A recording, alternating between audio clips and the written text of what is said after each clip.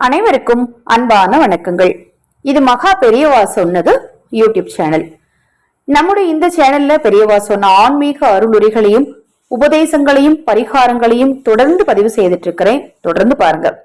நமது சேனல் சார்பாக பிரபஞ்சத்தின் பேரருள் கிடைக்கும் மனவள பயிற்சி, அஷ்டவராகி உபாசனை பயிற்சி, இந்த பயிற்சி வகுப்புகள்லாம் ஆரம்பித்திருக்கிறோம். இந்த பயிற்சிகள்ல நீங்க கலந்துக்க விரும்புனீங்க அப்படின்னா 9346920042 இந்த வாட்ஸ்அப் எண்ணுக்கு தொடர்பு கொள்ளுங்க. அதை பற்றிய தெளிவான விளக்கம் கொடுக்கிறேன்.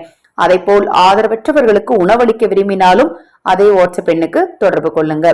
இந்த வார்த்தைகளை நீங்க பயன்படுத்தாம இருந்தாலே போதும், உங்க வீட்டுல மகாலட்சுமி தாயாரும் குலதெய்வமும் நிரந்தரமாக குடியிருக்கும். நம்ம பெரியவங்க நமக்கு கண்டிப்பா சொல்லியிருப்பாங்க. ஆனா இன்னைக்கு தெரிந்தோ தெரியாமலோ இந்த வார்த்தைகளை நாம அடிக்கடி யூஸ் பண்ணிக்கிட்டே இருக்கோம். இந்த வார்த்தைகளை யூஸ் பண்றத முற்றிலுமா தவிர்த்திடுங்க. உங்க வாழ்க்கையில பணத்தட்டுப்பாடு அப்படிங்கிறது நிச்சயமாக வராது. இல்லை, யாராவது ஏதாவது கேட்டா இல்லைன்னு சொல்லக்கூடாது. அப்புறமா தரேன், நாளைக்கு வாங்கிக்கோங்க, இத மாதிரி வார்த்தைகளை பயன்படுத்துங்க. முடியாது, அத மாதிரி வார்த்தையும் அடிக்கடி பயன்படுத்தாதீங்க. வீட்டுல மளிகை பொருட்கள் ஏதாவது காலியானா வாங்கணும்னு சொல்லுங்க. அரிசி வாங்கணும், பருப்பு வாங்கணும், புளி வாங்கணும், இப்படி சொல்லுங்க. புளி இல்ல வீட்டுல, அரிசி வீட்டுல இல்ல, இத மாதிரி இல்லை இல்லை இல்லைன்னு குறிப்பா வீட்டுல இருக்கக்கூடிய மளிகை பொருட்களை சொல்லாதீங்க. எலவு, சனியனே, தெண்டமே, கருமாந்திரமே, இந்த வார்த்தைகளையும் எக்காரணம் கொண்டும் வீட்டுல யூஸ் பண்ணக்கூடாது.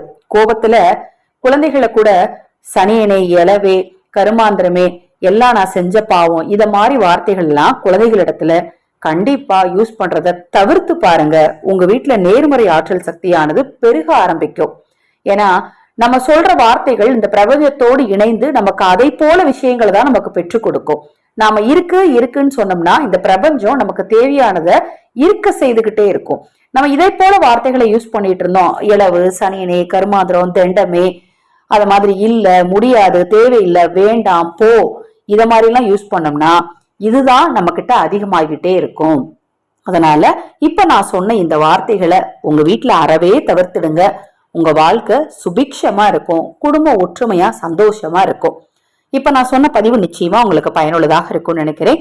தொடர்ந்து நம்ம சேனலை பாருங்க. இன்னும் எண்ணற்ற பதிவுகள் தொடர்ந்து வர இருக்குது. ஹரே ஹர சங்கர, ஜெய் ஜெய் சங்கர, மகா பெரியவா திருவடிப்பாதம் சரணம் சரணம். நல்லதே நடக்கட்டும்.